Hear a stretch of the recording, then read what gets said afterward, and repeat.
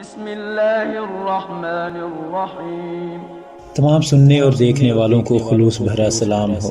آپ دیکھ رہے ہیں حسنین ٹی وی۔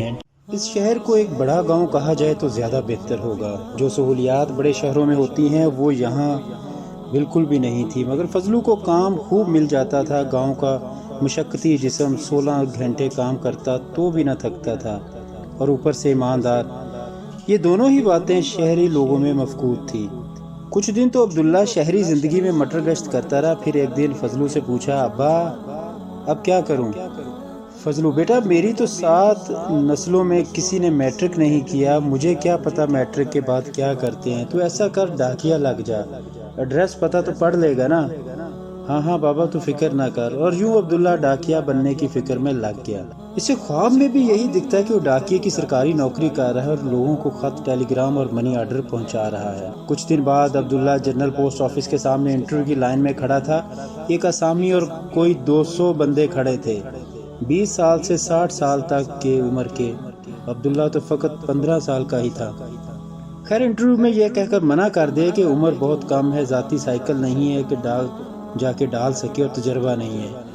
عبداللہ نے بڑی کوشش کی کہ بات بن جائے، مگر عبداللہ کی زندگی میں کوئی کام اتنا آسانی سے بھلا کب ہوا ہے؟ اور یوں عبداللہ بے نیل و مرام گھر واپس آ گیا۔ ابا اب کیا کروں؟ اسی سوال کے ساتھ صبح عبداللہ پھر فضلو کے سامنے کھڑا تھا۔ فضلو نے آس پاس کئی لوگوں سے مشورہ کیا۔ کسی نے کہا کلرک لگوا دے، تو کسی نے پائلٹ بننے کا مشورہ دیا، کسی نے فوج کی نوکری کو زندگی کا حاصل بتایا، تو کسی نے مزید پڑھائی کو مقصد حیات۔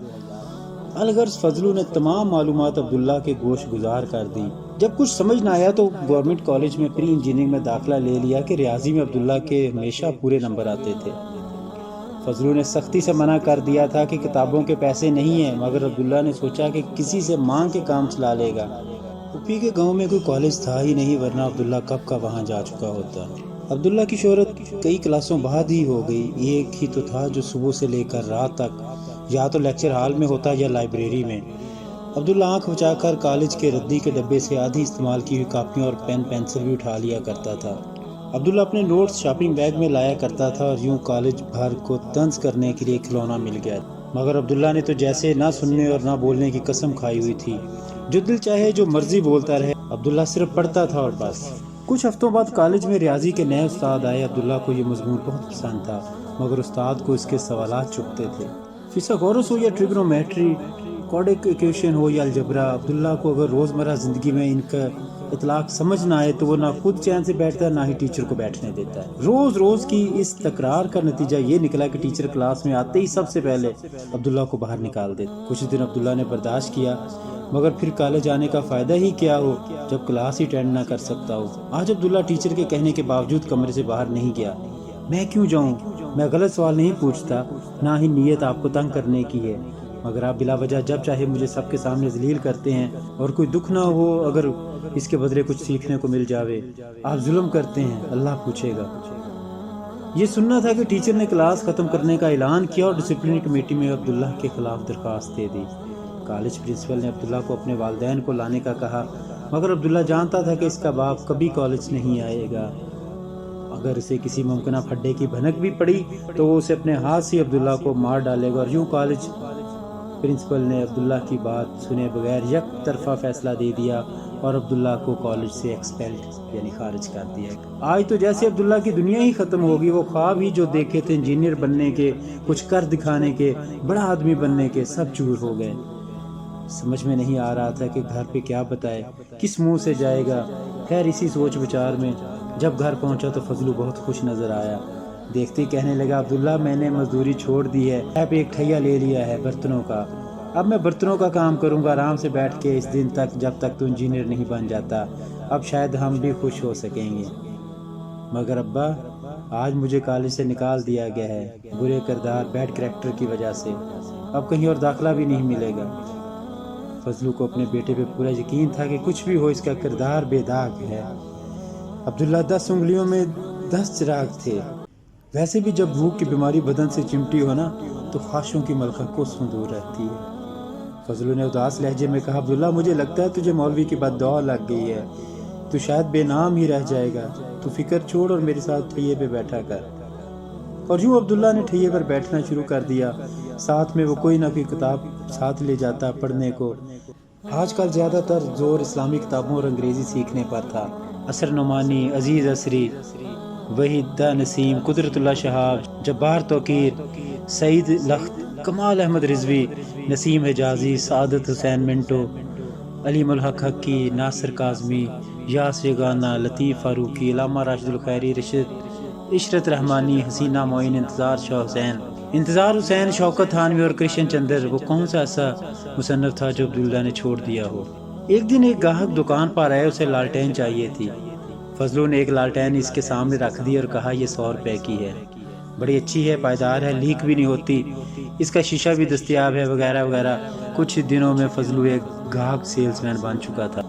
مجھے تو ولایتی چاہیے، گاہک نے کچھ سوچتے ہوئے کہا۔ فضلو نے ایک اور لالٹین نکال کے رکھ دی اور قیمت 300 روپے بتا کر زمین اور آسمان کے کلابے ملانے لگا اس کی خصوصیات کے بارے میں۔ تھوڑی سی تکرار کے بعد گاہک نے وہ ولایتی لالٹین 250 میں خرید لی، جبکہ وہ لوکل وہ 50 روپے میں خریدنے پر آمادہ نہیں ہوا۔ جب وہ چلا گیا تو فضلو نے کہکا لگایا اور کہا شہری لوگ اپنے آپ کو بڑا عقل مند سمجھتے ہیں، دونوں لالٹین ایک ہی جگہ کی بنی ہوئی تھی، صرف پیکنگ کا فرق ہے۔ عبداللہ کو یہ بات سخت ناگوار گزری۔ اس نے کہا باپ سے کہا ابا تو بدل گیا ہے، شہری ہوا تجھے راس نہیں آئی، اب کیا تو جھوٹ بھی بولے گا؟ نہیں عبداللہ، یہ یہاں کا رواج ہے، ہر ایک کام ہوتا ہے۔ شروع کے کئی ہفتوں میں سیدھی سچی بات کرتا رہا مگر بونی تک نہ ہوئی، اب دیکھ کام دھندا کیسا چمک رہا ہے۔ مگر ابا جان دینی ہے، اللہ پوچھے گا۔ ہاں بیٹا کہتا تو ٹھیک ہے، چل وعدہ آئندہ ایسا نہیں کروں گا۔ اگر تیرا اور تیری ماں کا بھوکوں مرنے کا خیال نہ ہوتا تو کبھی یوں نہ کرتا۔ چھوڑ ابا، مجھے تو نہ ڈرا مرنے سے، مرنا ہوتا تو کب کا مر گیا ہوتا۔ بھوکا مرنا لکھا ہے تو ایسے ہی صحیح، پر جھوٹ نہ بولیں گے۔ کچھ روز اخبار میں ایک نئے کالج کا اشتہار آیا جو کسی NGO نے غریب اور یتیم بچوں کے لیے کھولا تھا، مگر وہاں انجینئرنگ کی تعلیم نہیں دی جاتی تھی۔ انہوں نے پری میڈیکل سے شروع کیا تھا اور کلاسیں بھی شام کو ہوتی تھی۔ عبداللہ اسی شام کالج پہنچ گیا اور ایڈمیشن فارم جمع کروا دیا۔ انٹرویو کے دوران تمام ماجرا سچ کہہ سنایا کہ پچھلے کالج سے بیڈ کریکٹر کا سرٹیفکیٹ کیوں کر حاصل ہوا۔ ایڈمیشن کمیٹی کو اس بات کا پورا احساس تھا کہ یہ پوزیشن ہولڈر بچہ ہے اور اگر آ گیا تو اس کا نام مارکیٹنگ اور فنڈز کے حصول میں پوری طرح استعمال کر سکتے ہیں۔ مگر عبداللہ کی اس قدر صاف گوئی انہیں بالکل نہ بھائی۔ پرنسپل صاحب کہنے لگے برخودار تمہارے میٹرک میں مارکس ضرور اچھے ہیں مگر ساتھ ساتھ تم تھوڑے سے بیوقوف اور بدعقل بھی ہو۔ نہیں پرنسپل صاحب، عبداللہ نے ان کی بات کو بیچ میں سے اچکتے ہوئے کہا، میں بے عقل ہو سکتا ہوں مگر بدعقل اور بیوقوف نہیں۔ سب ہنسنے لگے اور کہا کہ بیوقوف یہ تو ایک ہی بات ہے، بھلا بتاؤ اس میں فرق کیا ہے؟ جناب بے عقل وہ ہوتا ہے جسے اللہ نے عقل ہی نہ دی ہو، اس بارے میں کوئی دعویٰ فی الوقت نہیں کرتا۔ آپ پڑھائیں گے تو دودھ کا دودھ اور پانی کا پانی ہو جائے گا۔ بدعقل وہ ہوتا ہے جس کے پاس عقل تو ہو مگر وہ اسے غلط کاموں میں استعمال کرے، میں ایسا کچھ نہیں کرتا۔ بیوقوف وقوف سے نکلا ہے، جیسے کہ وقوف عرفہ ٹھہرنے کو کہتے ہیں۔ ایسا شخص جو ٹھہر کے ٹک کے کچھ نہ کر سکے وہ ہوا بیوقوف، اور میرے میں یہ خصوصیت بھی نہیں پائی جاتی۔ ایڈمیشن کمیٹی نے مزید کچھ کہے بغیر فل اسکالرشپ کے ساتھ اس کے فارم پر دستخط کر دیے۔ یوں عبداللہ ڈاکٹر بننے کے خواب دیکھنے لگے۔ وقت کا پہیہ اپنی رفتار سے گھومتا رہا۔ کالج میں یوں تو سب معمول کے مطابق چل رہا تھا۔ عبداللہ کی ذہانت کا ڈنکا ہر سو بج رہا تھا۔ تقریری مقابلہ ہو یا بیت بازی کا، کوئی ڈرامہ یا مضمون نگاری، عبداللہ کا نام اس بات کی ضمانت تھا کہ کالج کی پہلی پوزیشن آنی ہے۔ عبداللہ نے بارہا اس کالج کے بچوں کو ہرایا جہاں سے وہ نکالا گیا تھا۔ بدلے کا جذبہ تو کوئی خاص نہیں تھا مگر ہر کام کو ایکسلنس پر کرنے کا جنون اسے پہلے سے کم کسی بھی پوزیشن پر ٹکنے نہ دیتا تھا۔ مگر ایک استاد ایسے تھے جو عبداللہ کو بے حد پسند کرتے تھے، ان کا نام تھا عبدالرحمن۔ وہ درس نظامی سے فارغ التحصیل تھے، پرانے زمانے کی انڈیا سے پڑھے ہوئے تھے اور کالج میں اردو، اسلامیات اور مطالعہ پاکستان پڑھاتے تھے۔ عبداللہ نے کورس کی ساری کتابیں ازبر یاد کی ہوئی تھیں، کیمسٹری کے پیریوڈک ٹیبلز ہوں یا فزکس کے ایکویشن اور لاز، بایولوجی کے زوالوجیکل نیمز ہوں یا باٹنی کے پودوں کی کلاسیفیکیشن، اسلامیات کی کتاب کے حدیث ہوں یا اردو کی غزلیں، عبداللہ سب یاد کر کے 2-3 ماہ میں ہی فارغ ہو جاتا۔ شاید یہ بچپن کا اثر تھا کہ مانگی کی کتابیں کچھ دنوں میں ہی واپس کرنی ہوتی تھی کہ اس کا دماغ اسی طرح ٹیون ہو گیا تھا۔ اور حافظہ بہت تیز تر ہوتا چلا جا رہا تھا۔ عبد الرحمن صاحب وہ واحد استاد تھے جن کے پاس اپنے مضامین میں سے عبداللہ کے ہر سوال کا جواب ہوتا تھا۔